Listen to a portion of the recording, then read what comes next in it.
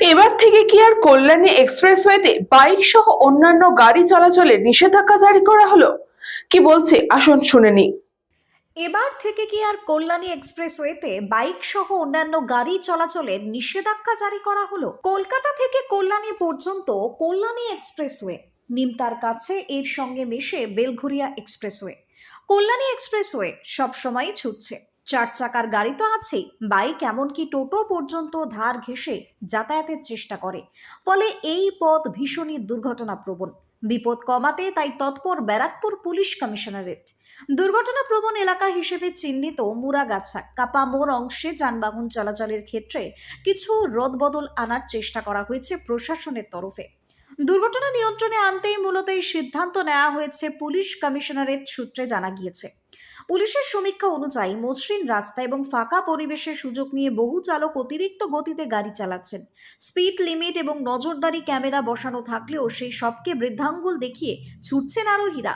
পুলিশের হিসাব বলছে বাইক চালকরাই সব থেকে বেশি দুর্ঘটনার কবলে পড়ছেন। আর ঠিক এই পরিস্থিতিতে দুর্ঘটনা কমাতে কল্যাণী এক্সপ্রেসওয়ের মূল রাস্তায় রুট বাস, বাইক, ভ্যান এবং সাইকেল চলাচলের ক্ষেত্রে সাধারণ মানুষকে ঝুঁকি এড়ানোর পরামর্শ দেওয়া হচ্ছে। ওই সমস্ত যানবাহনকে সার্ভিস রোড ব্যবহার করার কথা বলা হচ্ছে ট্রাফিক পুলিশের তরফে।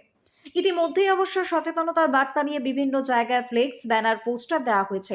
পাশাপাশি গুরুত্বপূর্ণ মোড়গুলিকে নাকা চেকিং চালিয়ে সংশ্লিষ্ট যানবাহনগুলিকে সার্ভিস রোড ধরতে বলা হচ্ছে।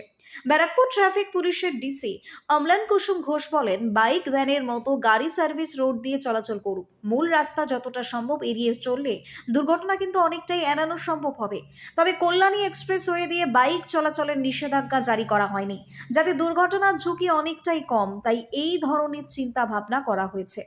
সম্প্রতি অবশ্য কল্যাণী এক্সপ্রেসওয়ে দুর্ঘটনা পরিস্থিতি নিয়ে পুলিশ সমীক্ষা চালায়। কলকাতা পুলিশের হয়ে যে সংস্থা সমীক্ষা করে তার এই সারে জামিনে পর্যবেক্ষণ করে রিপোর্ট জমা দেয়। আর ঠিক সেই রিপোর্টের ভিত্তিতেই এই নতুন চিন্তা ভাবনা নেওয়া হয়েছে বলেই জানা গিয়েছে।